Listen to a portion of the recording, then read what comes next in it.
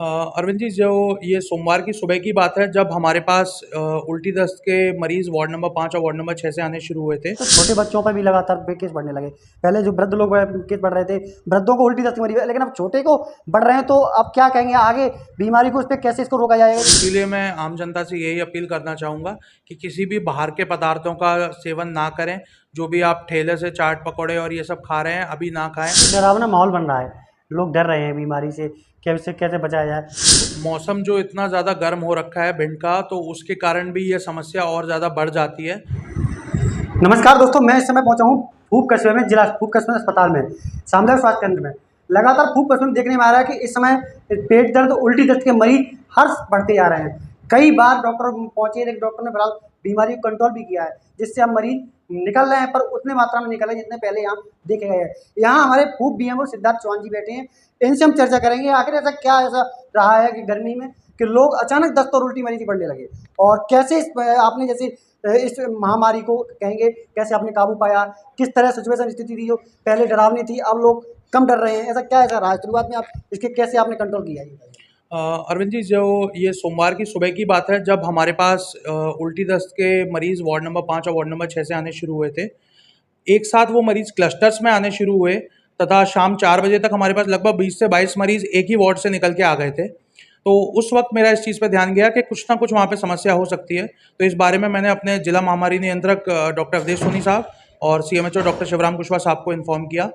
और उसके बाद मैंने जस्ट एक आउटब्रेक स्ट्रैटेजी डिक्लेयर करते हुए वहाँ पर सभी पार्षदों के साथ मीटिंग करी और उन लोगों को निर्देश दिए कि जो संभावित ये इसका कारण लग रहा है वो दूषित पानी का सेवन है, जिसको कि रोकने के लिए मेरे द्वारा एक ऑडियो अलर्ट भी जारी किया गया जो कि फूकवासियों तक पहुंचा तथा अन्य भी ग्रुप्स तक पहुंचा। उसके बाद हम लोगों ने एक लाउड स्पीकर के माध्यम से सब लोगों को ये एक सूचना भी दी कि किसी भी तरह से इस वाले पानी का सेवन ना करें तथा पानी उबाल के उपयोग करें। रात तक हमारे पास लगभग 30 से 35 मरीज तक इस बीमारी के भर्ती हो चुके थे और कुछ मरीजों को हम लोगों ने फिर 8 बजे तक हम लोगों ने रात को वार्ड का दौरा किया डॉक्टर सोनी साहब के साथ और हमारी टीम के साथ, तथा हम लोगों ने वहाँ पर जो भी मरीज थे जिनको जैसी इलाज की आवश्यकता थी वो हम लोगों ने प्रोवाइड कराया। कुछ दवाओं से जो ठीक हो सकते थे उनको दवाएं दी तथा ओआरएस पैकेट दिए। कुछ को जिनको इंजेक्शन तथा बोतलों की आवश्यकता थी फ्लूइड्स की, वो हम लोगों ने वहीं पर उनके घरों में लगाए।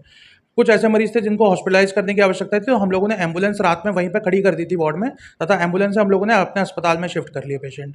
पहले दिन 42 मरीज थे हमारे पास, जिसमें से कि हमें 5 मरीजों को जिला अस्पताल भेजने की ज़रूरत पड़ी थी क्योंकि उनका SpO2 लेवल कम आ रहा था काफ़ी। सालों पहले की बात करें, यहाँ के लोगों ने दूषित पानी पीते आए हैं, यानी कि ऐसा पानी मैंने खुद ही रियलाइज किया है। उस पानी में गंदा तो आता था, साथ में इसमें कीड़े भी पाए जाते थे। वो लोग नहाते भी थे, कई बार लोग सेवन भी करने को मजबूर थे, क्योंकि यहाँ वाटर लेवल जो पाइपलाइन है सदियों पुरानी थी, काफ़ी साल पुरानी थी, और मजबूरी थी पीने की।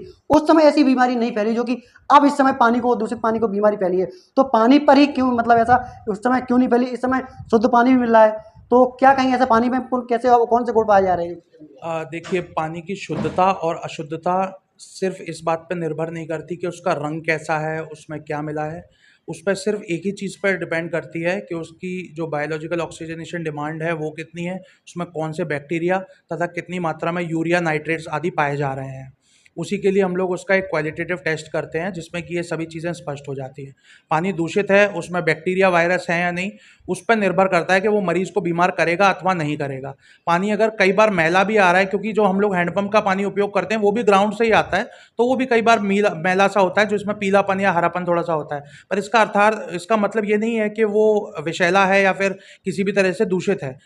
जो दूषित पानी है उसका डेफिनेशन बस ये है कि उसमें बैक्टीरिया तथा वायरस अथवा कोई भी माइक्रो ऑर्गेनिज्म अगर पाए जा रहे हैं जो कि मरीज के स्वास्थ्य को खराब करने के योग्य हैं, तो उसको हम लोग दूषित पानी का परिभाषा देते हैं, जो कि अभी इस स्थिति में पाया जा रहा है।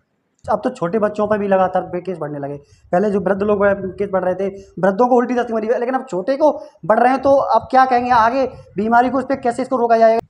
देखिए, पहले दिन से ही हमारे पास जो एक्सट्रीम्स ऑफ एज ग्रुप हैं वो बहुत सारे मरीज थे। उसमें बच्चे भी शामिल थे, उसमें बुजुर्ग भी शामिल थे तथा युवावस्था वाले भी शामिल थे। बुजुर्ग और बच्चों को एक्स्ट्रा बहुत ज़्यादा ध्यान रखने की आवश्यकता पड़ रही थी, क्योंकि थोड़ी सी ही अगर उनमें देरी हो जाए तो उनकी स्थिति अत्यंत बिगड़ सकती है। युवावस्था वाले मरीज की रिकवरी बहुत अच्छी हो रही थी, पर हम लोगों ने सबसे ज़्यादा जो विशेष ध्यान दिया है वो बुजुर्ग लोगों पर तथा जो बच्चों वाले पीडियाट्रिक पॉपुलेशन है उस पर सबसे ज़्यादा ध्यान दिया। और हमारे यहाँ से लगभग 90 से 95% मरीज पूरी तरह स्वस्थ होकर अपने घर पे गए हैं। पहले दिन जो नंबर था 42 का, उसके बाद वो धीरे धीरे कम होकर 24 आया अगले दिन, जो भर्ती मरीज थे।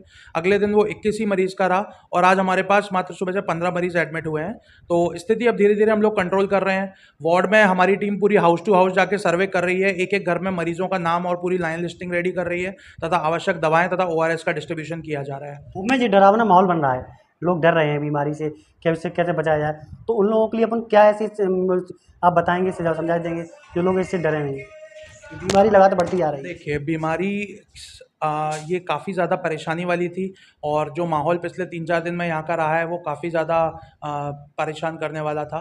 पर मैं सभी अपने नगरवासियों से ये अपील करूँगा कि आपको किसी तरह से घबराने की ज़रूरत नहीं है।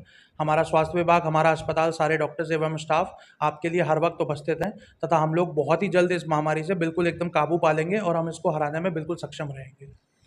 तो ये डॉक्टर सिद्धार्थ चौहान, BMO फूप के हैं। देखिए लगातार फूप में जिस तरह बीमारी का प्रकोप बढ़ता जा रहा है, लोग डर रहे हैं, लोग कह रहे हैं उल्टी और दस्त के मरीज बढ़ रहे हैं कि हमारे परिवार भी चपेट में ना आ जाए। तो अहम बात यह है कि आप लोगों को इस बीमारी से लड़ना है, ना कि डरना है, क्योंकि अब जो पहले से काफ़ी कंट्रोल बीमारी पाई गई है, अब लोग मरीज पहले से कम हुए हैं। लगातार पहले दिन जो 85-80 के समथिंग मरीज पहुंचे थे सर, जी जी 80 के करीब पहुंचे, लेकिन अब देखने में आया कि 20 के 25 ही मरीज निकल रहे हैं। लेकिन धीरे धीरे उस पर हम कंट्रोल कर लेंगे।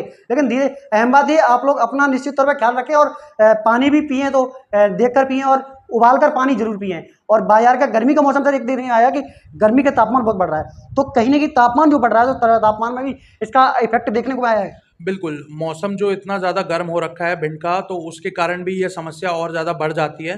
तो इसीलिए मैं आम जनता से यही अपील करना चाहूँगा कि किसी भी बाहर के पदार्थों का सेवन ना करें। जो भी आप ठेले से चाट पकौड़े और ये सब खा रहे हैं अभी ना खाएं। घर पे स्वच्छ पानी पिएं तथा घर का बनाया हुआ भोजन का उपयोग करें। तो आप लोग अगर जिस भी गर्मी का मौसम देखते हुए लगातार बाहर का सेवन न करें और अपने आप का ख्याल रखें। हमें बीमारी से लड़ना है, न कि हम लोगों को घर में ऐसी पदार्थ खाना जो हमारे स्वास्थ्य के लिए हानिकारक हो। फिलहाल अभी जो डॉक्टर साहब के द्वारा दिए सुझाव पर निश्चित तौर पर गौर करें और बीमारी से लड़कर हम लोग फूप को बीमारी मुक्त बनाएंगे।